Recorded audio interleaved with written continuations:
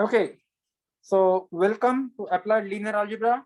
Today we are going to start an exciting topic, which is machine learning and the applications of linear algebra to machine learning. And I would derive the equations. I would also show you the applications. And first, but to make things more interesting, I want to go through the MATLAB codes and show you how the machine learning problems are actually solved inside MATLAB. And once you understand the basics of machine learning, then we can look at the theory that is what is driving all this enormous growth in the field of machine learning and artificial intelligence. So students online, just please download LA course 16. And then what I want you to do is, I want you to go to MATLAB.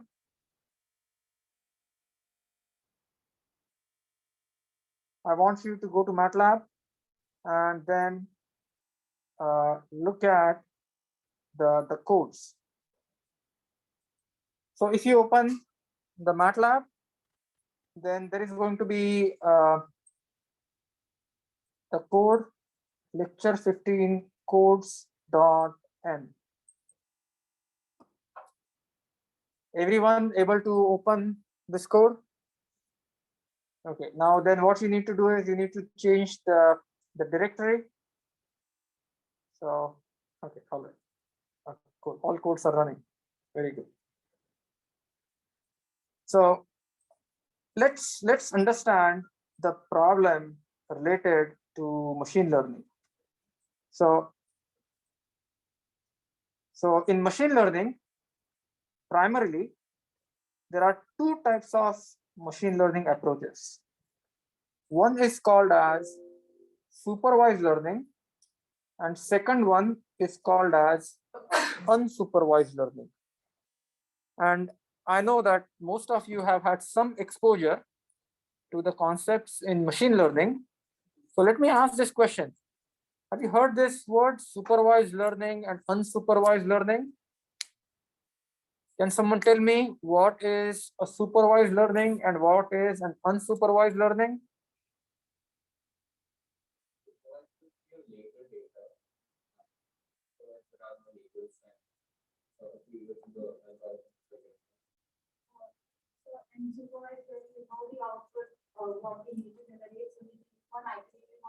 Correct. So that we get a better output. Unsupervised, we don't know the specific output and we generate define an output Right. So as you rightly said, unsupervised learning is sort of a recognition or classification problem. So the example that I want to give you is, imagine I have, and this is the problem that we'll solve, that I have some pictures of cats. I have some pictures of dogs.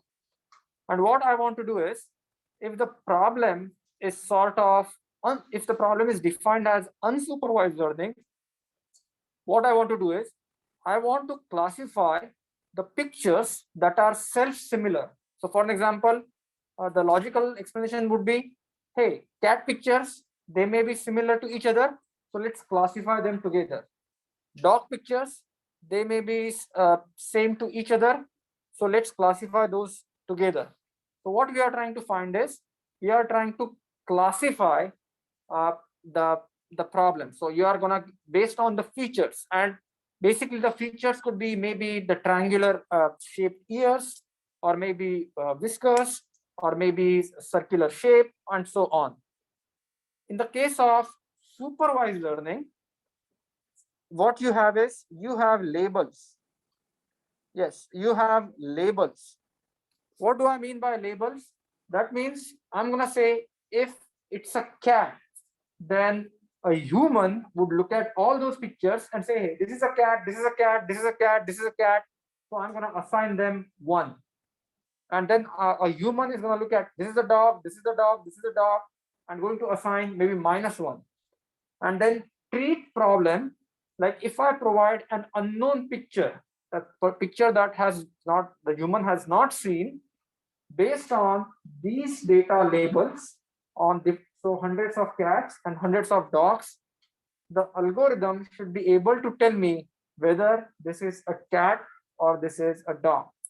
So that is the supervised learning problem.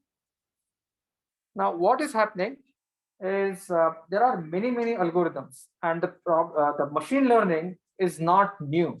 Machine learning has been studied for about 40-50 years, but the recent advance in computer power, and then the innovations in the computer science and the cheap availability of computer power has made it possible to apply machine learning problems to some really tough real world problems. And that's why the machine learning is, you will see it's everywhere in your smartphone, when you talk to Alexa, when you are interacting with Google, the machine learning comes everywhere. So it's sort of learning from data. And machine learning is nowadays very closely associated with data science. So in today's lesson, what I'm going to do is, I'm going to show you some of the classic techniques in machine learning, and then also we will look at the tools that we have studied so far, like something like SVD, or maybe something like PCA, something like Wavelet. How can we use all these tools to solve machine learning problems? So first and foremost, I'm going to talk about unsupervised machine learning. And so in unsupervised machine learning, you are given a data set, and that data set has some attributes, say maybe length, or maybe height, or maybe weight. And based on these features, so that becomes the feature that describes that particular object. So based on the features, you perform some sort of classification. And this is a very classic data set that is studied again and again. This is called as the fisheries data. So basically, there are three types of flowers. One is Centosa, Vesticular, and Virginica. So what you do is, if you collect the data based on the petal length, based on the petal width, and maybe the color. So basically, you collect all these features, and then what you do is you try to classify them. So first and foremost, what I want to do is, let's look at the unsupervised learning problem. In unsupervised learning problem, what we want to do is, we want to look at all the data that we have and then try to form some sort of clusters. So this data is one cluster, this data is another cluster, maybe this data is another cluster. So what I want you to do is, I just want you to run the first section. And when you run this first section, this data is, and actually it has three features. Sometimes you can have multiple features. So what I'm trying to do here is, there is one feature on the x-axis, one feature on the y-axis, and one feature on the z-axis. So I'm actually taking those features and plotting the data. And please note, there is a green cluster, there is actually an orange cluster, and there is a red cluster. So these clusters kind of actually tell you where, how that data is. So for an example, if you look at the code, you will notice that X1, if you look at X1 is Setosa. So green is all the Setosas. If you look at X2, they are versicolor. So this MO, I think that is sort of reddish. I mean, yeah, is magenta. Yeah, it's magenta color, and RO is the red color, and O is basically drawing a circle. So I need to wear my, yeah. So you have green, magenta, and red, and these are identified in clusters. Now, one thing I want to point out here, that sometimes those clusters can form automatically based on, say, for example, the petal width, petal height, and maybe color, all that stuff. Once you combine those together, those cluster could get formed automatically. But many a times, depending upon how you view them, you can see that cluster may not appear segregated. So for an example, here you are just looking at the same data. The only thing what you're doing is, instead of capturing 3 features, you are just looking at 2 features, and you would see that that data set is fairly mixed. So one interesting thing that we can think about is, we want to find out an appropriate point. So for example, if you are going to look at the data from this perspective, then we will see that all those features or all that data, it's very difficult to separate. So these are some of the techniques that we can use. In other words, we can actually change our basis function or look at the data from a different perspective so that we can classify the data. So this, we are not actually classifying, or there is no supervised, there is no learning here. This is just plotting the data. But the point what I want to talk about is, depending upon how you look at the data, you can identify the clusters. If you use the appropriate features, you can separate out the classification problem. Or if you don't look at, if you don't use proper features, the data that can be separated, you may not be able to separate out. Now, this is the data set next that I want to talk about. Is we have pictures of dogs and we have pictures of cat. And now what I want to do is, I want to perform a classification. And please understand, the workhorse that we are using in this classification is nothing but the singular value decomposition. But this is not just a singular value decomposition. This is the principal component analysis. This is like a PCA.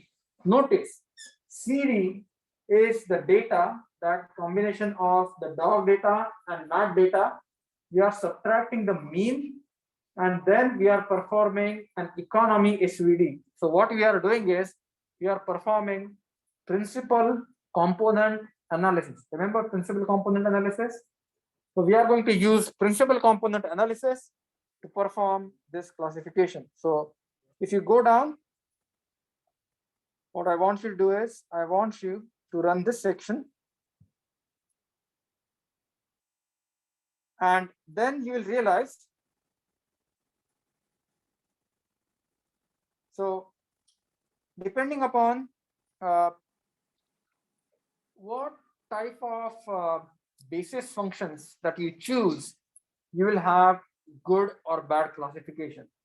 For an example, in the first case, if you go down the code, what we are going to do is, we are going to use the singular value decomposition or principal component analysis.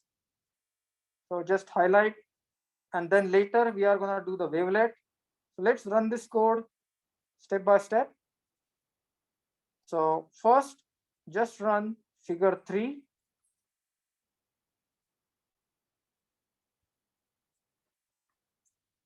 Then what you see is, these are the principal components from the data set that we have obtained.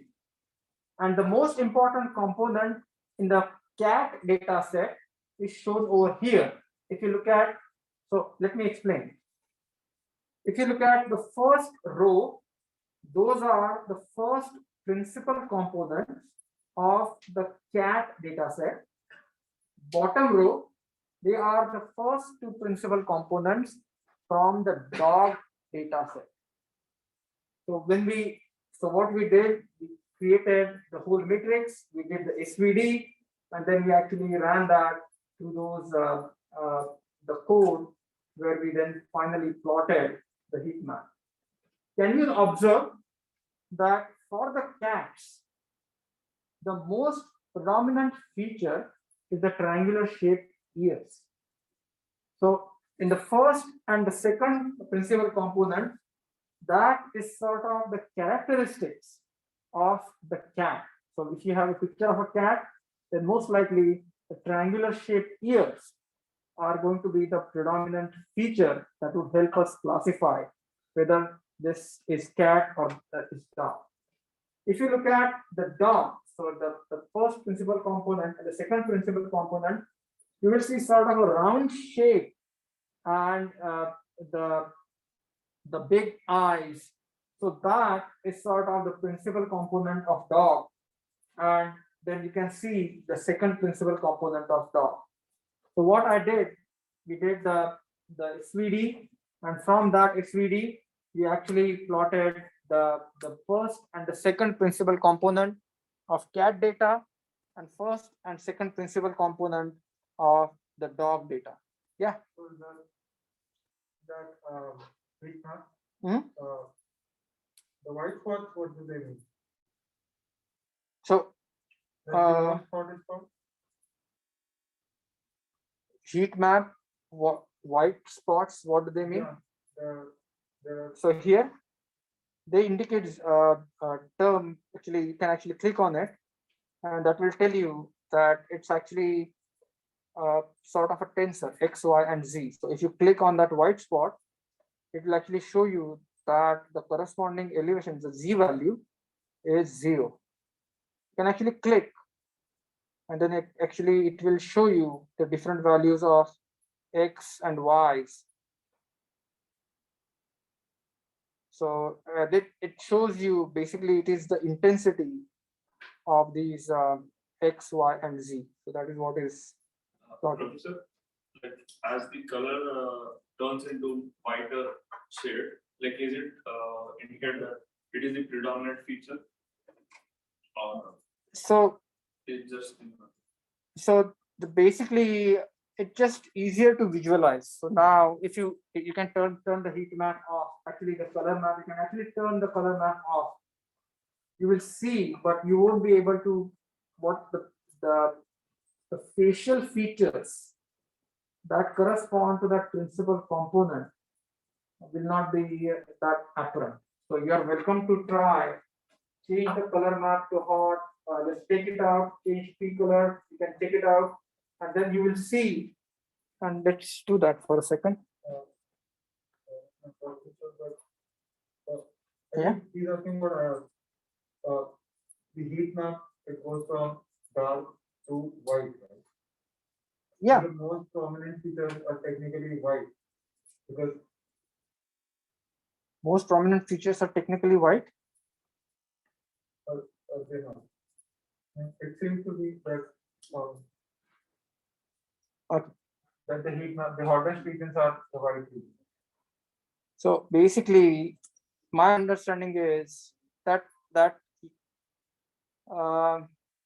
I don't know if it is the same way or if it is flipped, because there is a flip PUD.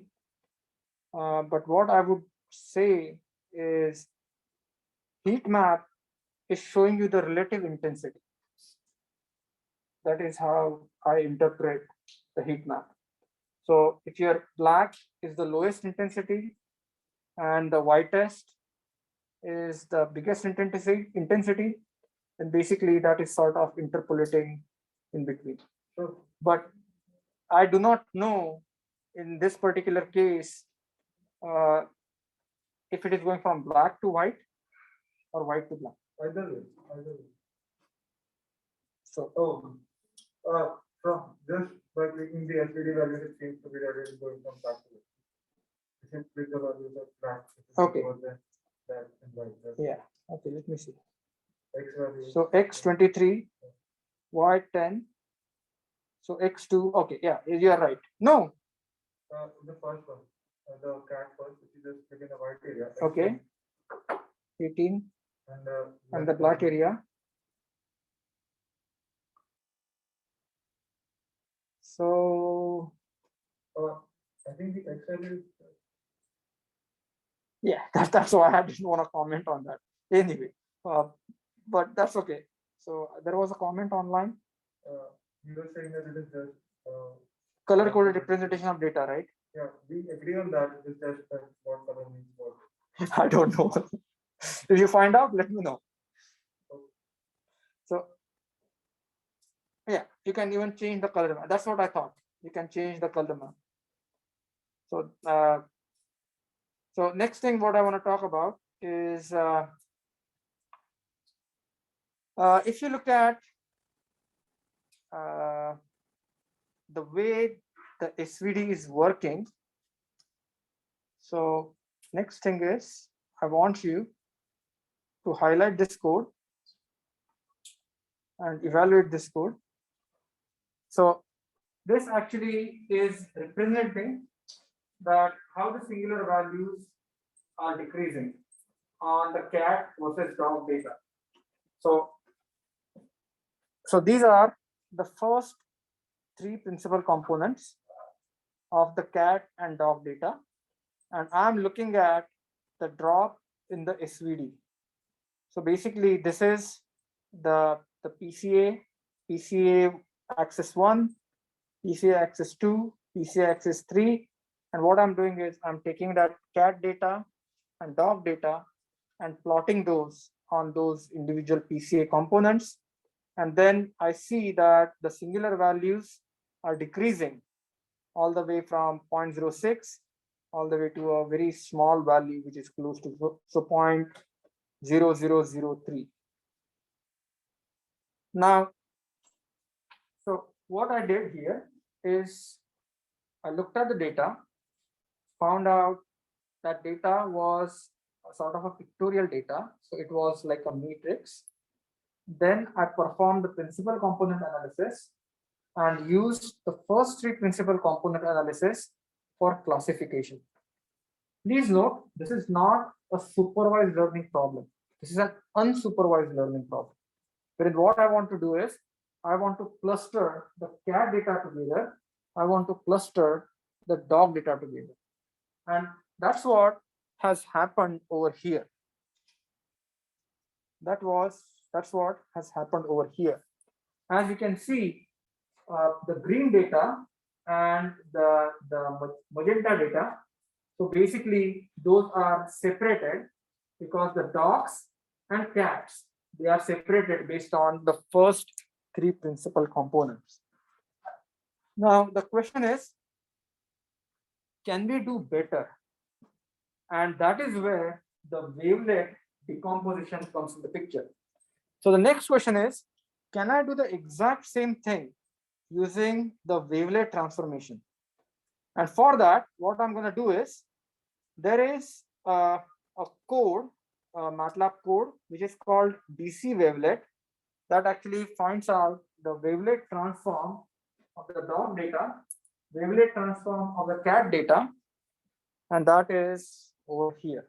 So if you look at that code, that function should be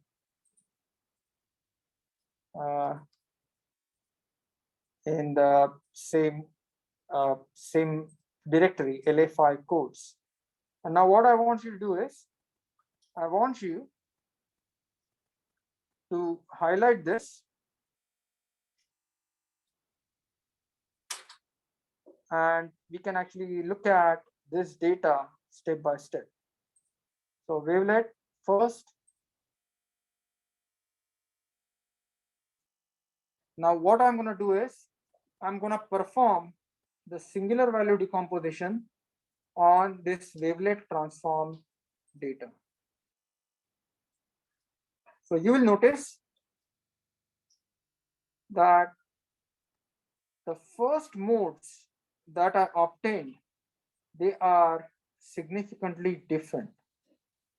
Now, so this is the wavelet transform data.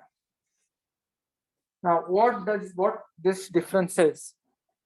It tells me that if I take the data, perform the wavelet decomposition, and then use that data for PCA, the features that I can extract are more robust compared to the features that I would extract if I did not do the wavelet transform. So what I want you to do is, I want you to compare the original features that we captured, and the features that we captured from the wavelet transform, and you would realize that those features are more predominantly correlated with the actual information that is contained in that image. So that's why sometimes it's good idea to run some sort of analysis or transformation on the data so that you can extract the maximum possible information from the images or videos. Yeah. So the previous figure was using SVD and related them. Yeah, it was just using the raw data. Data. And the second image, what we did, we also did the PCA, but before that, we did the wavelet transform on the cats and dogs data.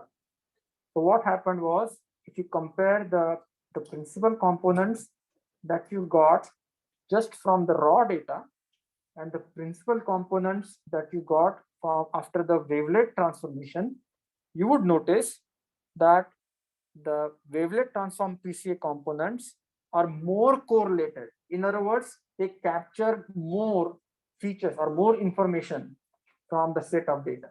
So I would encourage you to look at that. The next part is again, yeah. How can we understand the more correlated part mathematically? Yeah. More correlated part mathematically. Do you mean by like they are more coupled in a way? Okay, so let me tell you what do I mean by correlation. So just simply put, if x is changing in the positive direction and the y is changing in positive direction, that means they are correlated. If x changes by 1 and y changes by maybe 2, they are correlated. What happens is, you have the first image of cat, you have the second image of cat, you have the third image of cat. Now what is principal component analysis is going to do? Principal component analysis is going to find out essentially the correlation between the first image and the second image, the third image, and so on. That's what has happened in the first code. Now, what do I mean by more correlated? When you use a wavelet transformation, what is the basis of all this transformation? We are trying to find out an orthogonal basis that expresses that information in the most meaningful way. So for an example, once you do the wavelet transformation, what you do is you have that image data, but that image data is transformed onto the orthogonal coordinate systems that allows you to find the stronger correlation in a sense in terms of the first data set and the second data set. So let me give you an example. Imagine that you have a vector, you have another vector. If one vector is expressed in XYZ coordinate frame and the second vector is represented in maybe X1, Y1, Z1 coordinate frame, there is some correlation, but they would be, you can find out or you can understand that correlation better assuming that the first vector or the second vector is represented in the same coordinate frame. What do I mean by that? Here is what you can do. You can transform the second vector into the first vector coordinate frame. That will give you some sort of relationship. You can take the second vector, transform into the first vector into second vector's coordinate frame. That will give you some relationships. Now imagine that you have thousands of vectors. It is not possible to do this transformation continuously. So what you do is you have a basis like wavelet, and then what you do is you look at the transformation in the same basis and try to identify the correlation. That's what I meant by strongly or better correlated. Does that make sense? So basically, we are trying to understand the correlation with each and every vector, and wavelet transformation gives better viewpoint as compared to the. Correct. You can think about like it's a better basis. So basically, what you do is it captures, so basically that captures the most of the information. So that is the point. So rather than comparing dollars to pesos, you convert dollars maybe to rupees and pesos into rupees, and then compare which one is greater. So that's what is happening. Any other questions? Okay, yeah. So once you run this code, the whole thing, it actually will show you again the subtleties. But the point here is we looked at the classification problem, which is an unsupervised learning problem, classification problem using SVD and principal component analysis. But first, we just use that on the raw data. In second, we use a better basis to represent the data. Next thing which I want to talk about is a very interesting algorithm, is something called as the k-mean clustering. So the idea of k-mean clustering is very straightforward, and it has been around for a very, very long time. So what I want you to do is, there is an example which actually talks about the k-mean clustering. So the k-mean clustering algorithm is very simple. So what you have is, you are given the data, and k stands for number of items. So you have initial values of k, different distinct values for k's, and then what you do is you find the local mean value of that cluster, and then once you start adding more and more data, that mean gets updated, and assuming that all the data set is corresponding to one certain cluster, that mean value starts converging. So let me try to give an example. Imagine that you have 2 or more points, and what you do is you grab that data set, you find the mean. Then what you do is you find additional data set and basically add that to the data set, find the mean again. Assuming 0.1, 0.2, and 0.3, they are very close to each other, do you agree with me that the final mean that you compute will be very close to them? So you cannot cluster this and this, because then if you were to cluster them together, your mean would be somewhere else. So you are trying to find out, or you are trying to combine, or trying to gather the data that has some similar features. So if you look at the k-mean clustering algorithm, it's a recursive algorithm. So basically you are going through this process again and again. So you are given a set of vector value data, and then if you look at the algorithm, for the initial values of k, you find the mean, then find the distance, and then finally you can find that iterative mean, and then gradually iterate through again and again and again and again till that mean starts converging. So if you go through this next example, what I want to show you, this is sort of a toy example, but here you have an ellipse. So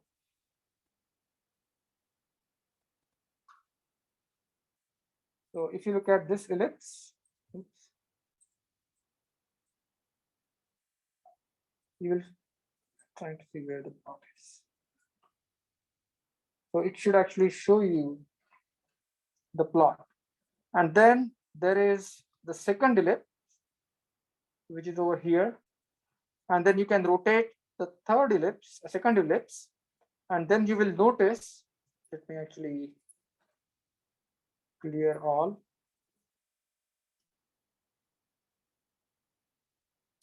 So everything got clear. And then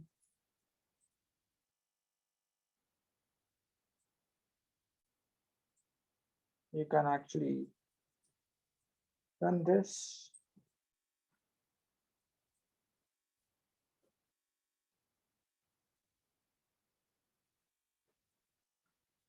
So now what I want you to do is, this is the data set that we are trying to deal with. And now on one side, what you have is you have sort of unsupervised learning problem. And on the other side, what we are trying to do is we are trying to color code it. So basically, we are actually assigning the classification values. So if you look at here, so first, what you have is you have this random data set that we generated. This random data set that we generated. And again, we generated one more random data set. So there is random ellipse, then you have the second random ellipse. And then what we did is we rotated that, and this actually shows the plot of that rotated cluster. Now, if you look at the next part of this code,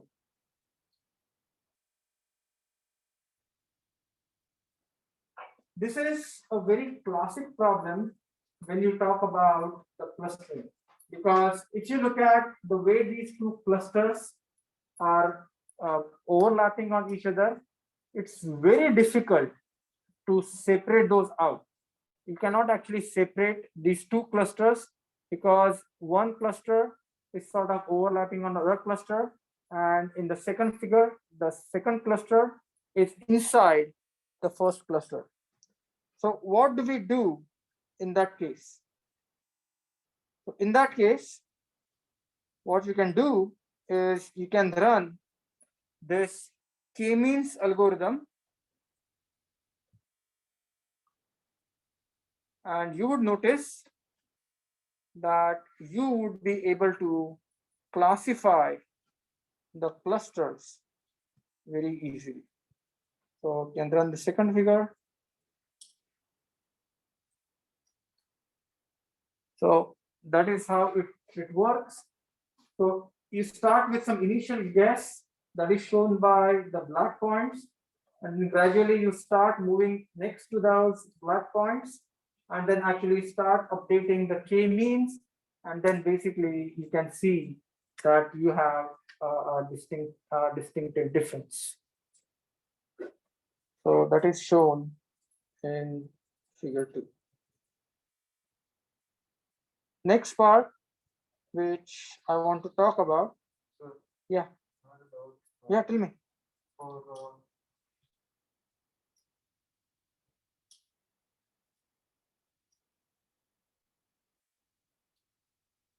So the only difference, okay, just the only difference here is this is the first code where the actual clustering is done by hand. So that may not be as efficient, but if you want to jump directly onto the MATLAB, this code is actually using the k-means code inside the MATLAB that would allow you to perform the analysis. So you would get the same result. Just a second. And then what you can do is you can use the built-in MATLAB code, and it will actually separate out the clusters. Okay, what's the question? Yeah, for line 221 onward. Line 221? Line 221 onward. Just showed a graph. The purple and green graph. Yes. You want me to plot figure 2?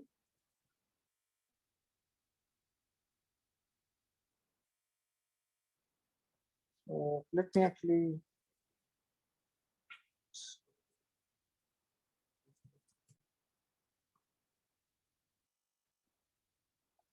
Line 221.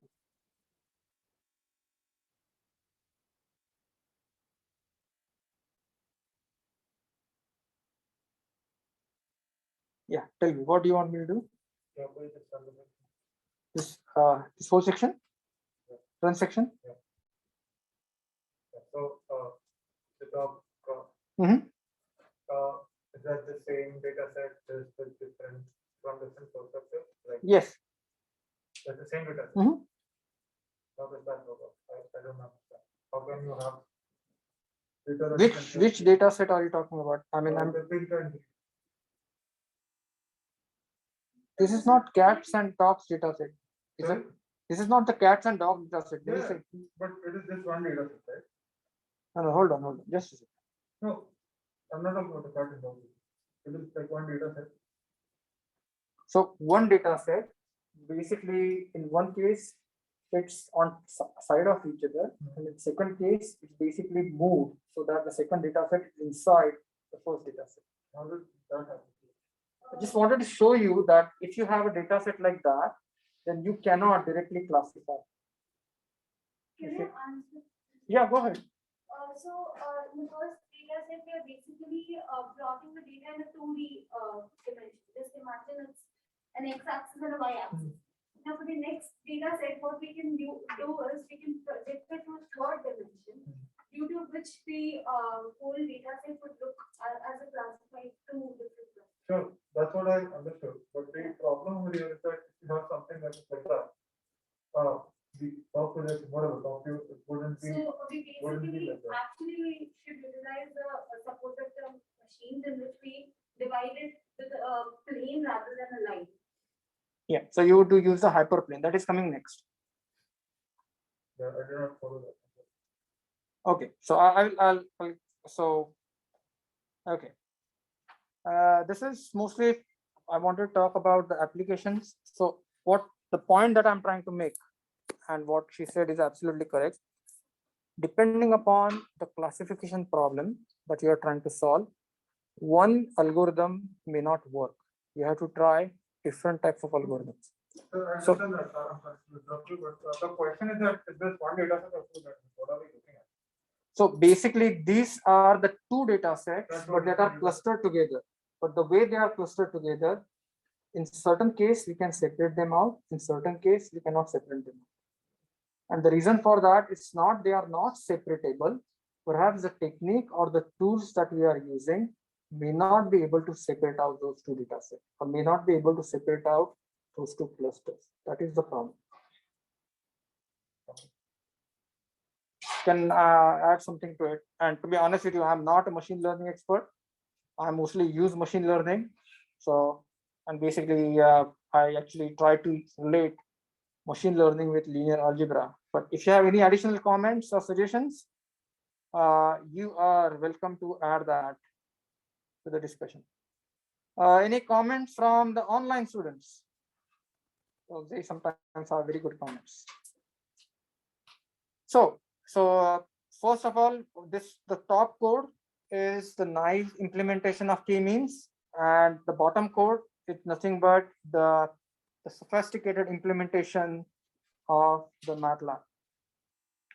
Now, the next way we can do the classification is something called as the dendrograms, which is something similar to the k-mean clustering, but basically it has the hierarchical structure, and I'll show you how these dendrograms look like. And we are going to use the MATLAB code for these.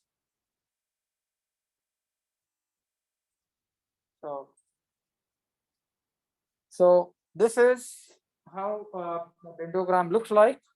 And we want to look at the structure. So what you do is you initially go down and then you separate out.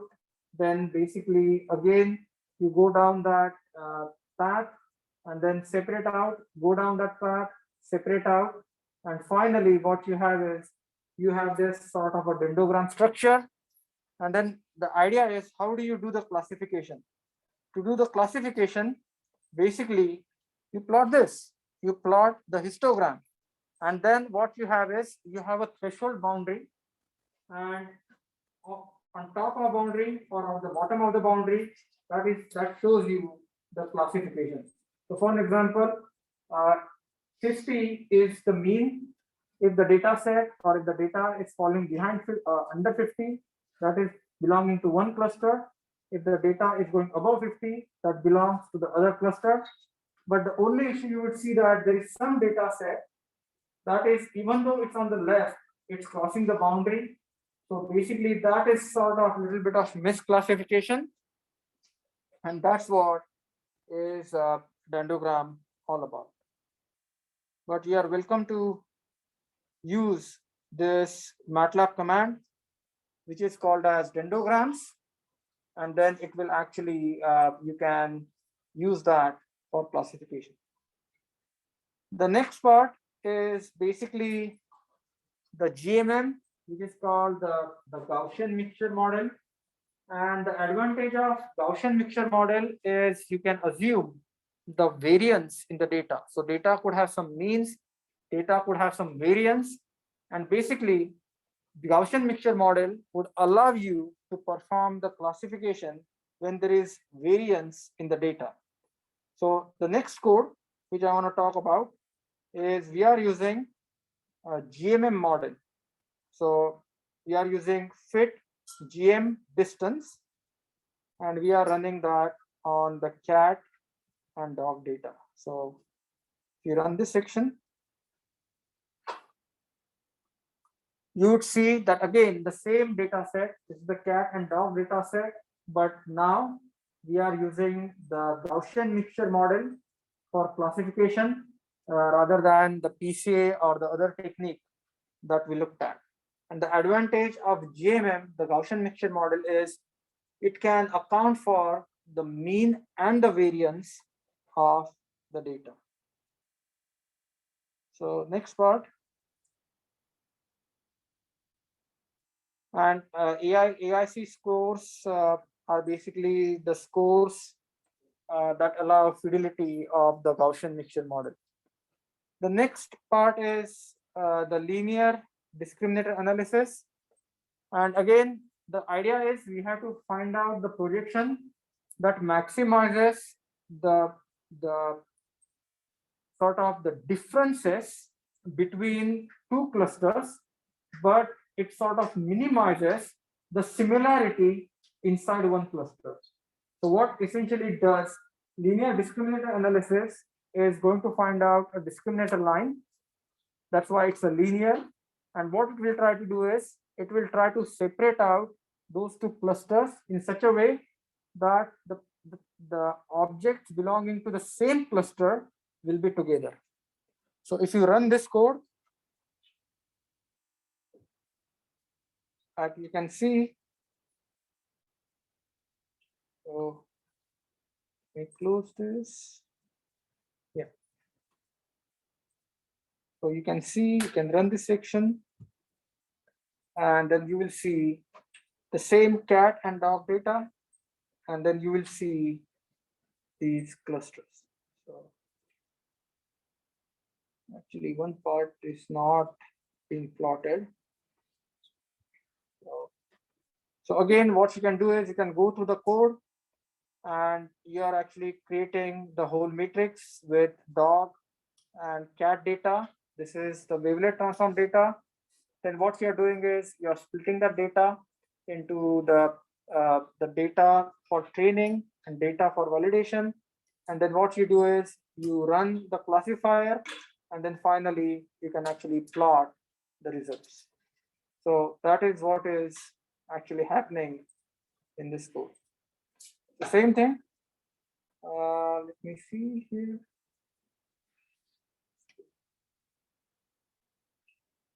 So you are welcome to try these codes. And in this code, you will see initial there is training, then there is cross validation. And that is very important because what you want to do is you take the data set, split it, use some part of the data set for training, and use that remaining data set for making sure that your classifier is working properly. So that when the new data set comes in, you are reasonably confident that the new data set will be actually classified properly. Here is another example. And what I want to show, which actually is a little bit more important, is the support vector machine. That's just we talked about. So the idea of a support vector machine is to construct a hyperplane.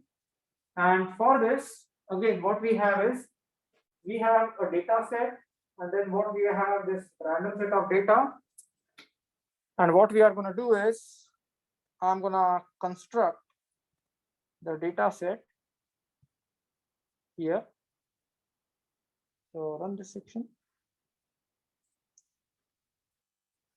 So basically, here is what is happening. If you look at the data set, you have some X components, you have some Y components. If you look at that data, just X and Y, you may not be able to see or differences. What you want to do is, but if you were to look at maybe X square plus Y square and use that metric for classification, then maybe some sort of features would emerge. So the purpose of support vector machine is to sort of create the hyperplane. So, and let me explain what you talked about in just a minute. So we have this data set, which is green and magenta. Right now, what we are looking only at X values and Y values. But as you can see, by just plotting X values and Y values, those two data sets, they appear to be very, very correlated. They are sort of tangled with each other. But what I want to do is, I want to find out some other parameter which is dependent on X and Y, and it could be a square function. And then if I were to plot X, Y, and maybe Z, which is the function of X and Y, then as you can see, the pattern clearly emerges, and that can be used for classification. So support vector machines can be used for classification, and this is again the purpose of the support vector machine is to construct a hyperplane. And as you can see in the second figure, what I'm doing is I'm using X square multiplied by Y1, X2 square multiplied by Y2, and then I'm using that parameter to distinguish or to separate out between the data sets. So that is all this code is doing. And now next part is separating docs versus So figure three, is the hyperplane? Is it projected on another plane? Or no. So figure 3. Hold on. You have to tell me which figure are we talking about. This figure 3, right? yeah, and figure two, figure two is basically figure one, but it's 3 dimensional. Correct. Figure 2. So basically, okay, let's show you figure 1. So if you change this figure 2 like this, That is figure one. this is figure 1, right? Now, here, what we are doing is basically, let me show you. We added additional metric to it. So for example, you have some X, initially the data is just X and Y. But what we are trying to do is, we are trying to construct a Z, which could be maybe product of X and Y, could be X squared times Y, and using that Z for classification. So probably, yeah, deep neural network is coming later, not yet. So let me just, we are not at neural network yet. So we are just on the classification. So what I would do is, probably I went too fast through this code. So check it out. Okay, you have X1, you have Y1, that belongs to one data set. You have X2, you have Y2, that belongs to another data set. So what I did in the first case, I actually plotted those. In second case, what I did, I used Z1, which is X square, X1 square times Y1, and use Z2, which is X2 square times Y2. And that I used that for classification. In the second case, again, the same problem. You have R, theta, XR, and then what I did, I've used that information to find out the ZR and Z5. And then I used that. Actually, I created a 3D plot. Plot 3 gives you a 3D plot. And that actually allowed me to classify that data set. So, and then once you do the surf, and then you will see, probably I'm not making this clear. Does it make sense what I said, or you want me to go through the code line by line, or everyone understood the basic idea? The idea is many a times the data set, if you look at X and Y, they are the features you cannot distinguish. So what you try to do is you try to find a derived feature, which is X times Y, X squared times Y, something like that, that would allow to separate out those two data sets. That is the key observation.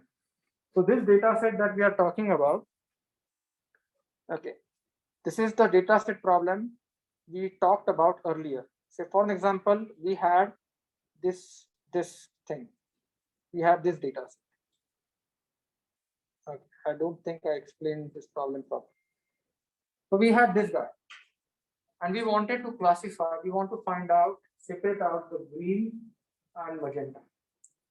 So clearly the magenta cluster is inside the green cluster. So the question is, how do we separate these out? And the easiest way to separate these out is, if you think about it, I can see that all the green points are at larger radius compared to all the magenta points. Do you agree with me? So what I can do is, I can potentially find out the radius of all the magenta points and the radius of all the green points. And then I can decide a threshold radius. And if I say that if the overall radius is inside that circle that I have shown, then basically that belongs to one cluster. If the point is outside that circle, then that belongs to the second cluster. So that is the point. So ask me questions, okay? Sometimes I kind of assume things and run. Yeah. Right now, but the difference between two data sets, one that has identified values and one that. Okay, supervised and unsupervised learning. Okay, so in that case, in order for that process to work, where the value is not related to a correlated like straight line, would you have to have it? Would it have to be supervised in that case? So think about supervised is like you have labels. It means you know this is dog, you know this is cat. Unsupervised means you do not know what this is. This could be a dog or this could be a cat. But what you want to do is you want to sort of cluster. So all the pictures of it that are like dog-like. You have to cluster all the pictures that are like cat-like. So that is the basic difference between the supervised and unsupervised. So in unsupervised, it's usually the classification problem or pattern recognition problem. For supervised, it's like an identification problem. So for example, if you provide the new data set, it should actually give you the most likely the label, like, oh, this is a cat or this is a dog. So that is, yeah, go ahead. There is use case in which purely unsupervised the machine learning is used. Because from what I can understand, both of them are used in conjunction. To be honest with you, I think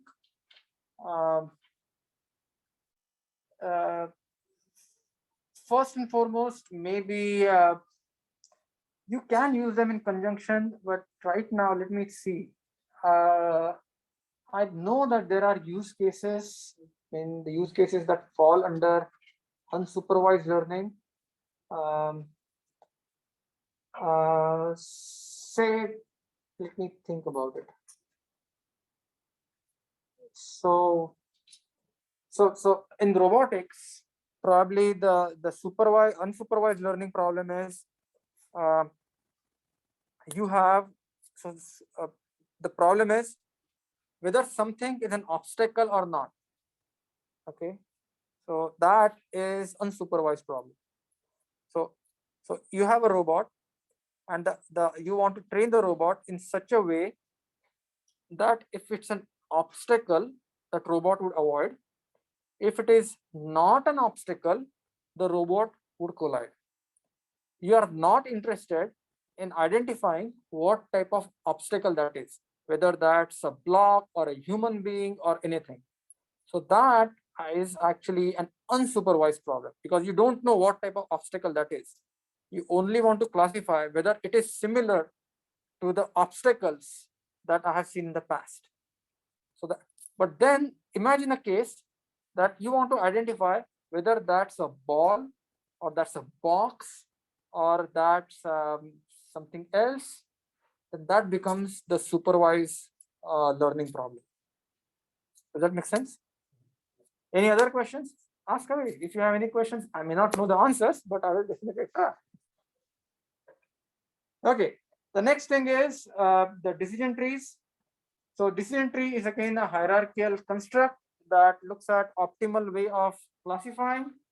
And again, the same data set that the fisheries, you can actually run that through the decision trees.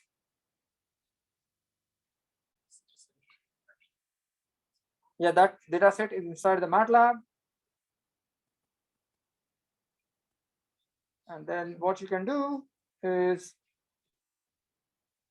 this is actually what happens when you construct the decision tree. So remember that fisheries data set had three features: X1, X2, and X3. So what you can do is, depending upon what pruning level you choose, so this is actually very interesting. So if you choose the second pruning level, this actually tells you that if your third feature is less than 2.45, or if your third feature is greater than 2.45, depending upon that, you have two varieties of the data set. In other words, maybe the length of that petal, if it is less than 2.45, that is maybe setosa. If length of that petal is greater than 2.45, that is versicolor. So that is the first level of split. Then the second level is going to be, is you look at the if you are in the vestibular vesticular data set. In that vesticular data set, you would look at the fourth feature, which is less than if your X4 is less than 1.75 or your X4 is greater than 1.75, and in that, then basically you classify that as versicolor and virginica. So decision tree would allow you to sort of decide an optimal criteria.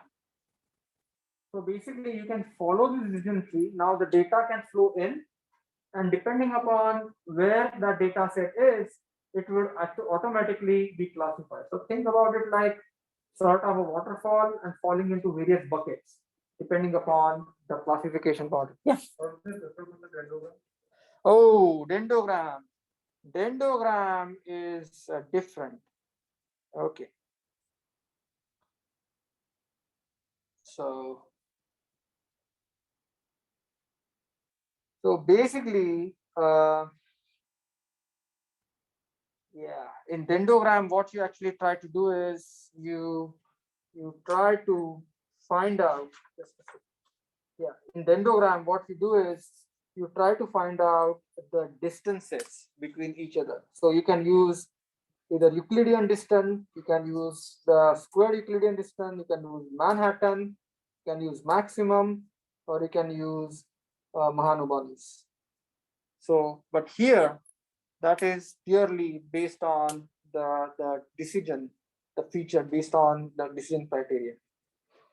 And again, I know we will talk about this math and more in more details, but in this class, I just want to give you some flavor of the MATLAB code. So again, you are welcome to look at the data set. This is actually a supervised learning problem, wherein what you have is you actually identified the labels.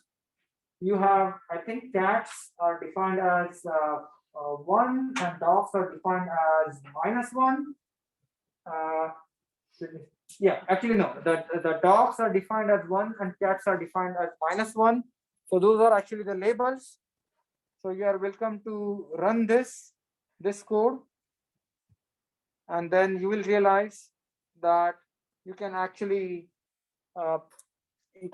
run through the classification, and basically you can find out whether something is cats or something is dogs.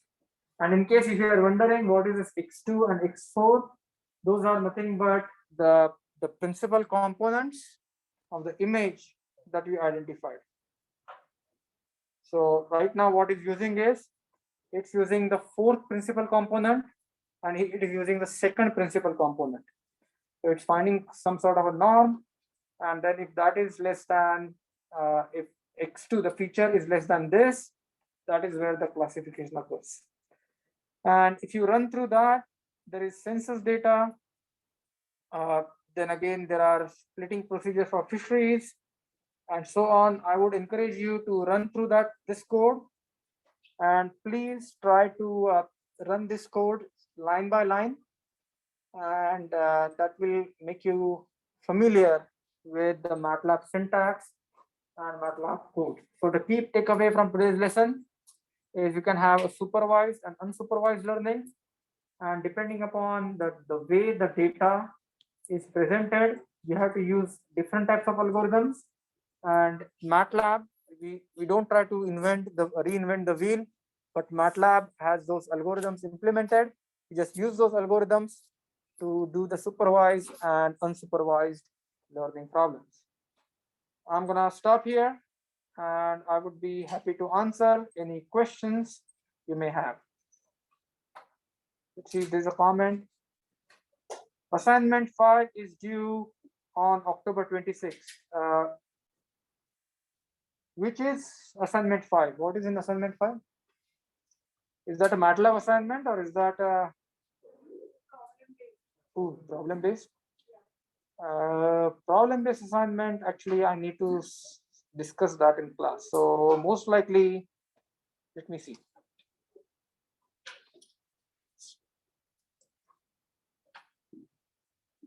Okay, problem.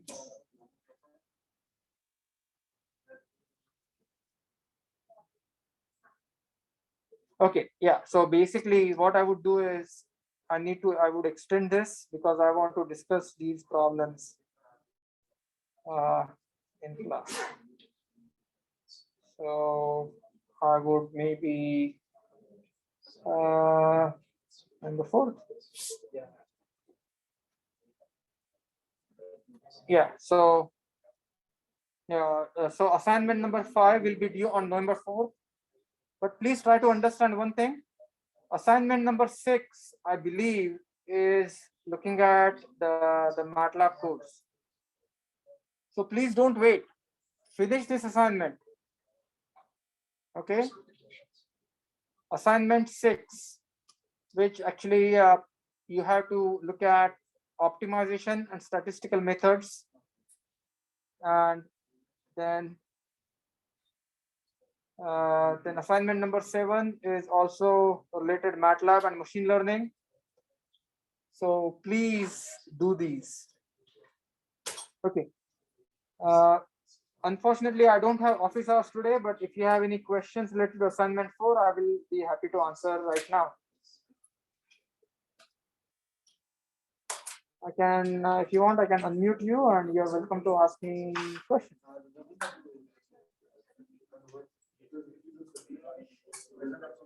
Hello, sir. Yeah, what is your question? Yeah, first I wanted to ask about question 8, which was the we had the orthogonal matrix and we wanted to find the rank 1 approximate. So I didn't get how to do that one. Actually, can anyone answer how to do that one? So how to solve problem, how to find out, hold on, how to find rank 1 approximation of a matrix? Vishrut, I actually uploaded a video that actually talks about this problem. Okay. So what you have to do is you have to do the SVD So, and so SVD was problem 7, which was fine. But for 8, we have the orthogonal matrix and the SVD was like, you cannot actually get the U, sigma, and V's there. oh yeah. Okay. Oh, sorry. Let me look at my notes. I thought I solved this problem in class, no? Yeah, you said something about getting the determinant is √2 and then determinant becomes √1 or something, but I didn't exactly get what we did there. Okay, so when is this assignment due? This is due today. Today, okay, all right. So Vishrut is asking how to solve problem number 8. And I will read the problem number 8. Find a closest rank 1 approximation in the L square norm of A. It is cosine theta, sine theta, minus sine theta, cosine theta. This matrix is orthonormal. So the singular values of this matrix, they are sigma 1 is equal to sigma 2 is equal to 1. So those are the singular values of an orthonormal matrix. Everyone, Vishnu, did you understand that? Yeah. Okay. So what you want to do is to find the rank 1 approximation. You can actually use the norm of A minus U sigma 1 V transpose, and that will give you a closest rank 1 approximation.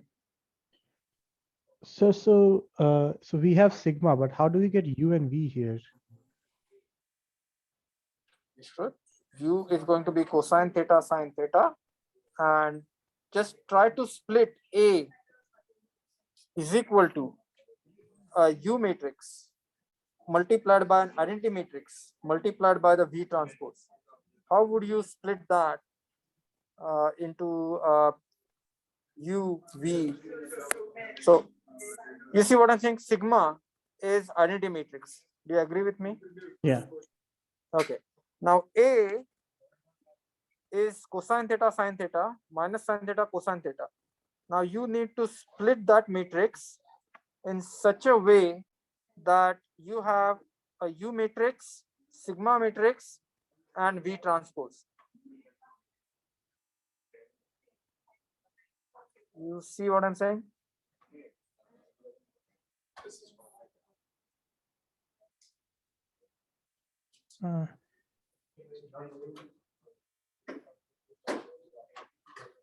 Just write it down. Okay.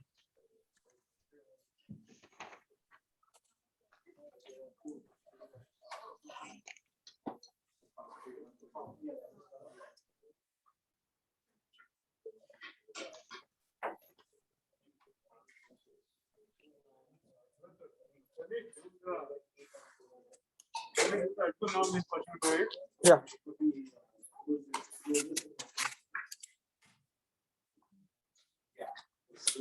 Okay, Vishnu, did you understand?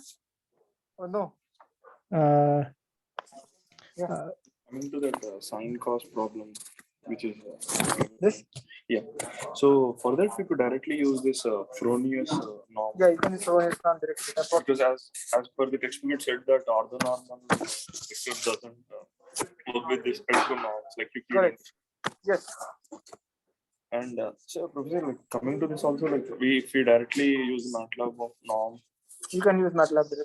so we are getting only single scalar values. So for that, do we need to add? No, because you are not gonna get. So it will just give you 3. It will Yeah. not give you 0, 0, 0. Exactly. Yeah, that's fine. You can just append 0, 0, 0, and that should be fine. Okay, so even for the last one, like for all the things, it's giving 3 as the output. So, What? like even for the last one, we are getting a 3 by using norm in MATLAB. Okay, I'll try with, I didn't solve this with MATLAB.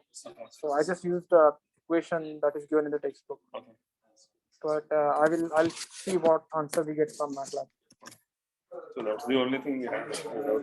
Did you try SVD on this guy? I didn't try SVD, but I just dropped it in the norm. So the way I think I attempted this problem is something like this. So A is equal to 1.5. No, A is equal to 2, 2 space 1 1, colon colon, 1 2. semicolon, 1, 2. And then I did U SVD.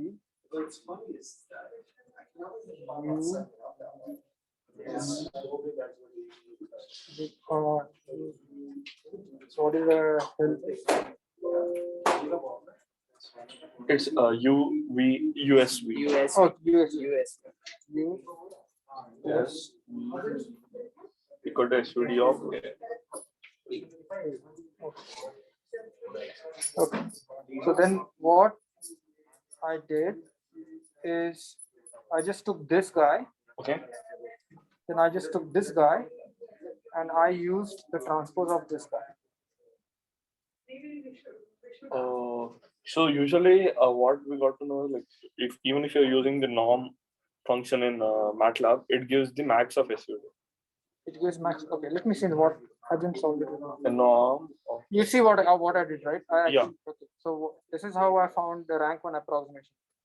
So U, this is the first 0.7. This is U. Yeah. Multiplied by S and multiplied by V transpose. So basically that guy. So let me see norm. okay. Yeah, I think then that's okay. That should be fine. Because even in the MATLAB documentation, it says that if you're calculating the norm 2, Yeah. it either gives the Euclidean distance or the max of That's fine. SVD. Yeah. Yeah, thanks, Ruth. Okay, all right. Yes. Okay, let me see. There are some answers here.